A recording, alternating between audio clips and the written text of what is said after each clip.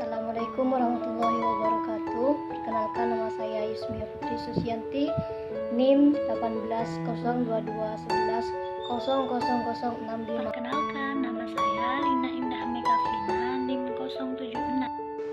Perkenalkan, nama saya Vina Warda Putria, NIM 80. Kami dari kelompok 11 akan mempresentasikan materi pengantar akuntansi forensik, yaitu mengumpulkan bukti. Berikut adalah materi yang kami presentasikan. Pertama yaitu pengertian bukti. Bukti adalah hal yang sangat penting dalam kasus hukum. Investigator atau analisis fraud atau kecurangan akan selalu berhubungan dengan bukti-bukti dokumen.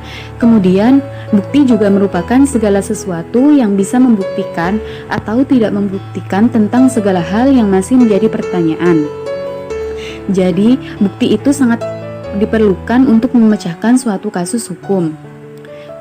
Kemudian, bukti juga dapat memperjelas kasus yang tengah diungkap, akan tetapi juga dapat memperlemah pemeriksaan tergantung dokumen dan bukti yang didapatnya. Selanjutnya, aturan bukti. Sidang pengadilan bertujuan untuk melakukan dedukasi atau menyimpulkan kebenaran dari permasalahan atau kasus yang ada. Dalam kasus kriminal ini, masalah yang diajukan adalah orang yang dituduh bersalah atau tidak. Kemudian, bukti-bukti yang diberikan dan diterima oleh pengadilan harus berada di atas keraguan yang beralasan.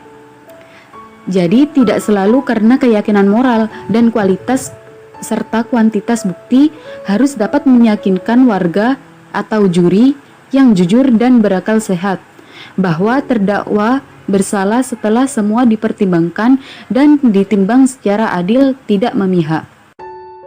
Namun apa dan bagaimana bukti itu dapat diterima?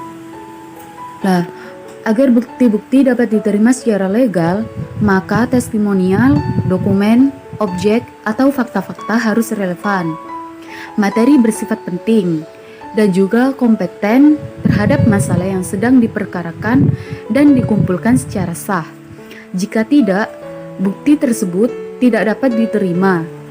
Berikut adalah aturan-aturan bukti sehingga dapat membantu seseorang dalam memahami cara pengumpulan bukti-bukti forensik dalam investigasi fraud. Yang pertama, relevan. Bukti dikatakan relevan pada kecenderungan keabsahannya untuk menetapkan fakta yang dipertentangkan. Relevansi bukti fraud tidak tergantung pada keunikan testimoni yang diberikan. Kemudian yang kedua yaitu material.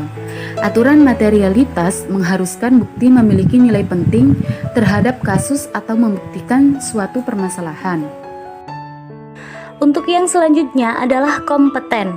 Kompetensi bukti berarti bahwa suatu bukti tersebut itu sudah cukup, memadai, dapat dipercaya, relevan terhadap kasus, serta dijadikan oleh saksi yang berkualitas dan mampu. Untuk yang keempat adalah aturan Hersey.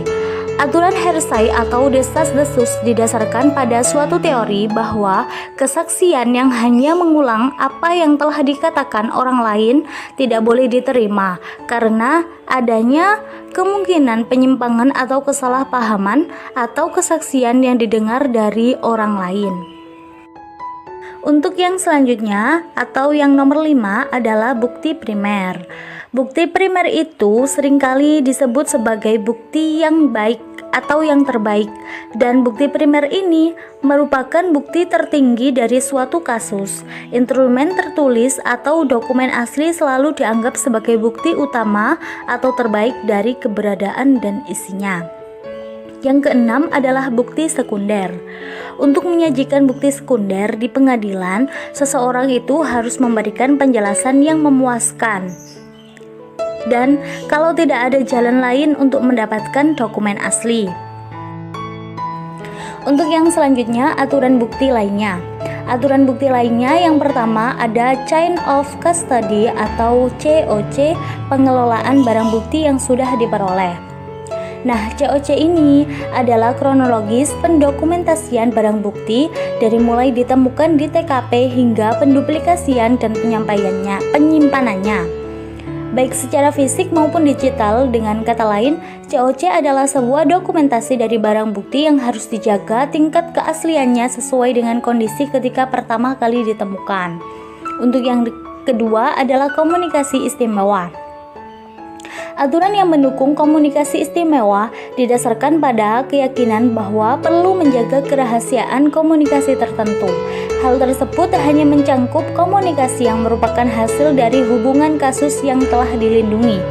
Nah, komunikasi yang dilindungi ini antara lain yang pertama pengacara sama klien, suami sama istri, dokter dengan pasien, pendeta sama jamaat, dan petugas penegak hukum sama informan. Yang ketiga yaitu interogasi atau wawancara. Selama interogasi penting untuk tetap sensitif, tidak hanya kecurigaan terhadap apa yang dikatakan, namun juga mengenai cara mengatakannya. Dan untuk mengamati ekspresi wajah, gerak tubuh dan mata, pilihan kata, dan postur tubuh.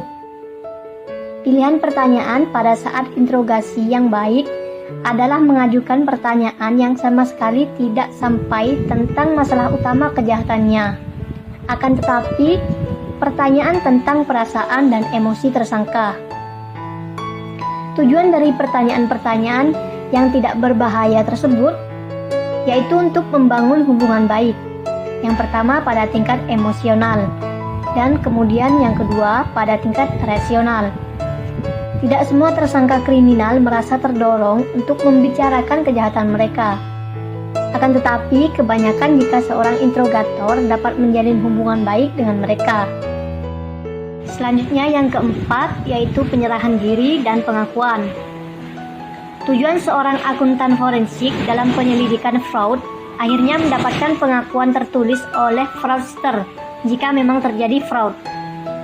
Ketika akhirnya tiba saatnya untuk mewawancarai target, tujuan dari wawancara tersebut adalah untuk mendapatkan pengakuan yang ditandatangani, sehingga disebut dengan wawancara untuk mendapatkan pengakuan.